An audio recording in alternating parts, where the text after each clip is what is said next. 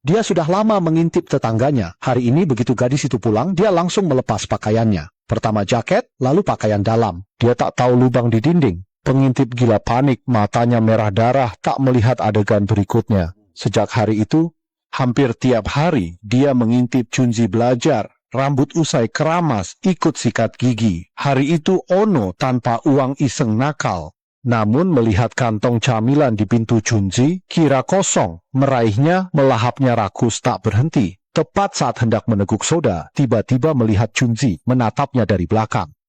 Chunji tak membongkar kebohongannya, malah mengundangnya makan di rumah. Ono pun jadi panik dan senang. Dialah dewi pujaan hatinya. Setelah mencicip satu gigitan masakan Chunji, malamnya mengintip hingga malam itu. Dia melihat Chunji mengenakan mantel bulu. Di belakangnya ada seorang pria, dan mereka tampak sangat akrab. Namun detik berikutnya,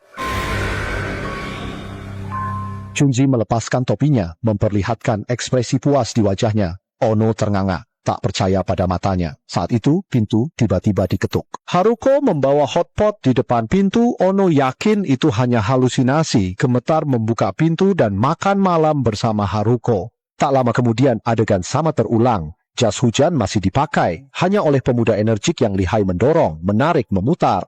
Pisau di tangannya tak ada sedikit pun kelonggaran. Ono tak bisa menipu diri lagi dan berteriak dengan suara pecah yang sungguh menakutkan. Senyum manis Haruko seketika lenyap begitu saja.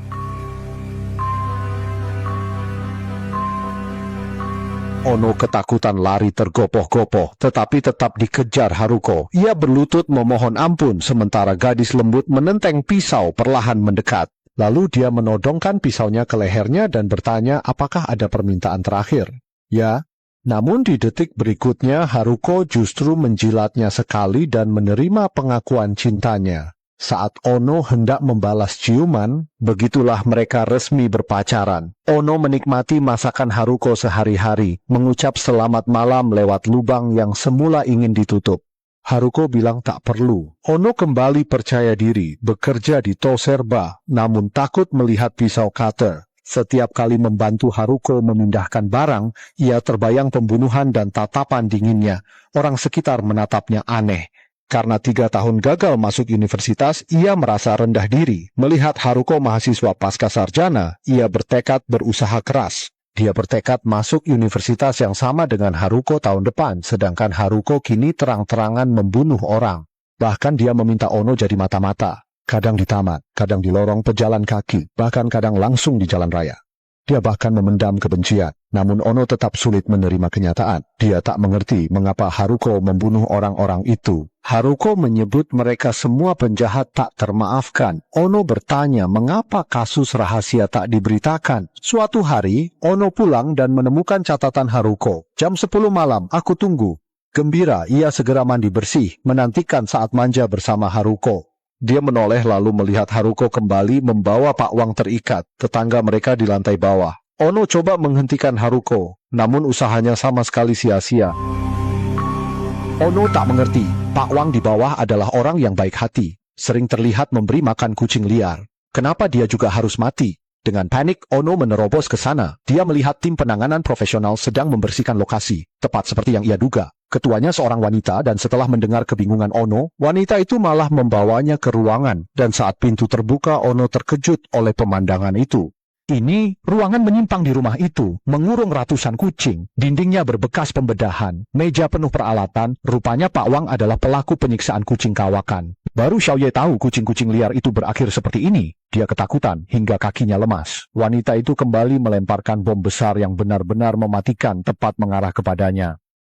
Kamu juga akan dibunuh tanpa belas kasihan.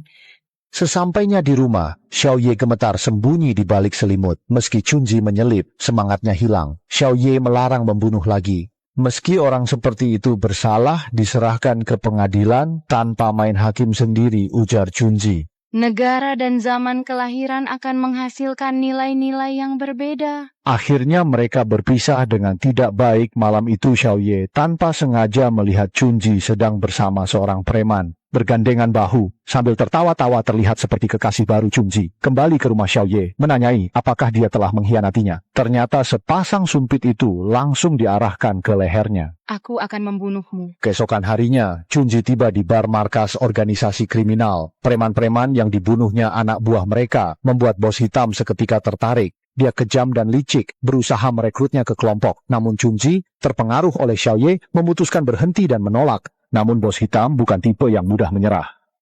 Setelah mengetahui Chunji berhubungan dengan Xiaoye, ia menyuruh anak buahnya menculik Xiaoye dan melukai wajahnya. Mereka memaksa Chunji tunduk. Saat ia melihat luka di wajah Xiaoye, Chunji langsung ingin menagih darah pada bos hitam. Tapi Xiaoye menahannya karena tak ingin dia terus membunuh orang. Chunji menyetujuinya.